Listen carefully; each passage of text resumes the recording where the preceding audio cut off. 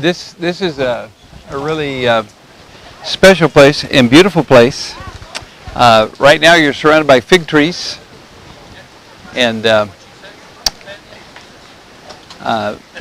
what I want to read is a passage in Matthew chapter 16, and when we read it, after we read it, we'll look at the story itself, and then Tippy's going to take you up and show you some of the pagan temples that are here.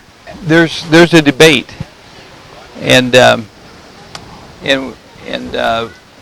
we'll talk about the question that Jesus asked, and then we'll talk about the debate that is among people that study the Bible here.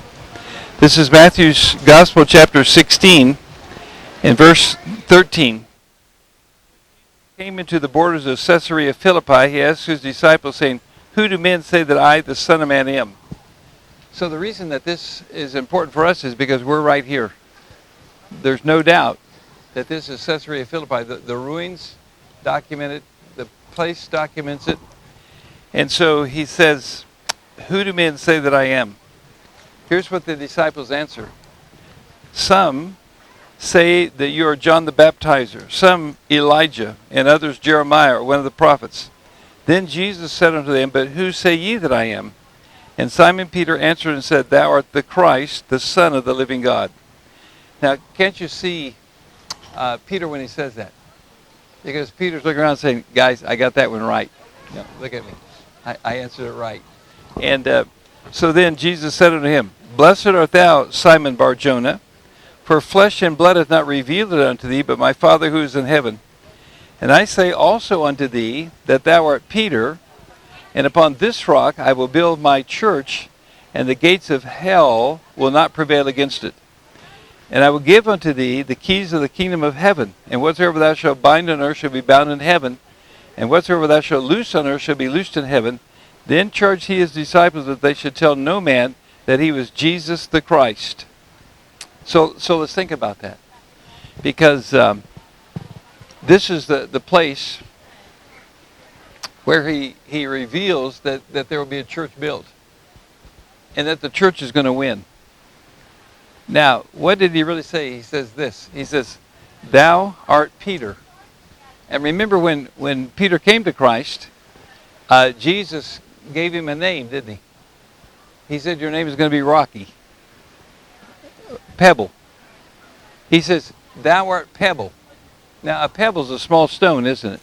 Okay?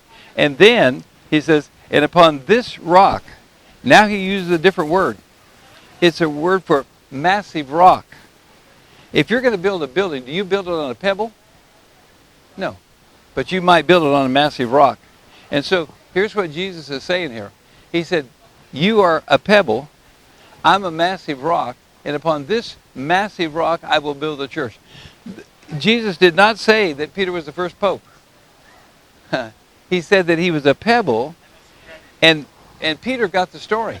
Because in 1 Peter, guess what he says? He says, "We're all living stones, making up the body of Christ, and we're built on the massive stone of Jesus Christ."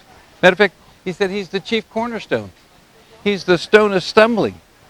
So some would see him and they would stumble, and others would say, "Here he is. This is the Messiah." And so this whole situation takes place right here. And then there's one other thing. "From this time forth began Jesus to show unto his disciples how he must go to Jerusalem and suffer many things from the elders and the chief priests and scribes, and be killed and be raised again the third day. Then Peter took him and began to rebuke him, saying, Be it far from thee, Lord, this shall not be unto thee. But he turned and said unto Peter, Get thee behind me, Satan.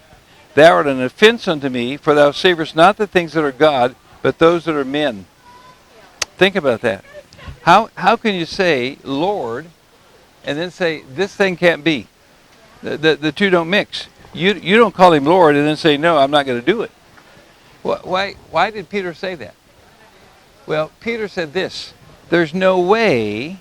We know who you are. You're Jesus. You're the Son of the living God. You're the Messiah. And then Jesus said, yeah, I'm going to build the church. But then he talked about how that he was going to be crucified, how that he was going to be led away by religious people, he was going to be put on the cross. He would die. And Peter said, no. And so Jesus said, he calls Peter Satan. That's pretty strong language. Matter of fact, it's almost blasphemy, isn't it? Why would he do that? Well, here's what I think. Because remember that when he says, I'm going to go to Jerusalem now, I'm going to be betrayed, I'm going to die, but I'm going to come alive the third day. And Peter says the same thing to him that Satan said. Remember when they went up on the Mount of Temptation? And the devil suggests to Jesus, you don't have to die. You bow down to me, you worship me, and I'll give you the kingdom. Huh. Why would Satan be willing to do that? Because he knew Jesus was going to get it anyway. But he said, okay, I'll give you the kingdom. You worship me for just 1 second. Just one time, worship me. I'll have my satisfaction. Why did Satan get kicked out of heaven? He wanted to be equal with God. You can't be above God because God's as high as you can go. I want to be equal with God. And just to be equal with God, he was expelled from heaven. And so now the devil comes to him and says, just one time acknowledge that I'm equal, or I'm one to be worshipped. And Jesus said no. Why? Because Satan said, if I can give you the kingdom and you don't die, then no one else will get saved.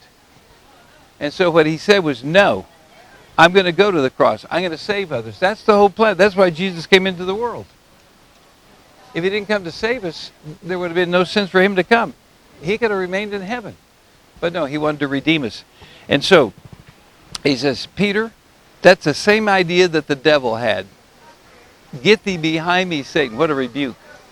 And so as we see that rebuke, I'm so glad that Peter, you know what he did? He learned from his mistake, didn't he? And there came a time he recognized. Did he fail? He did. But guess what God does? God's in the reclaiming business. And he took Peter and used him, restored him, and we're going to see around the Sea of Galilee, we're going to see places where that occurred. And then in Acts chapter 2, when it comes time to preach to the very people that crucified Jesus, guess who Jesus uses to preach his name in Jerusalem? Peter. Yeah. It was Peter, this one that he said, you're a rock. You're going to be a chip off of the big rock. I think that discussion took place right here. And then Jesus refers to this. I will build my church, and the gates of Hades will not prevail against it. Why would he make that statement here? Well, Tippy's going to take you on a little trip, and you're going to see what he might have been referring to, because from right here to see the gates of Hades, it's right in view.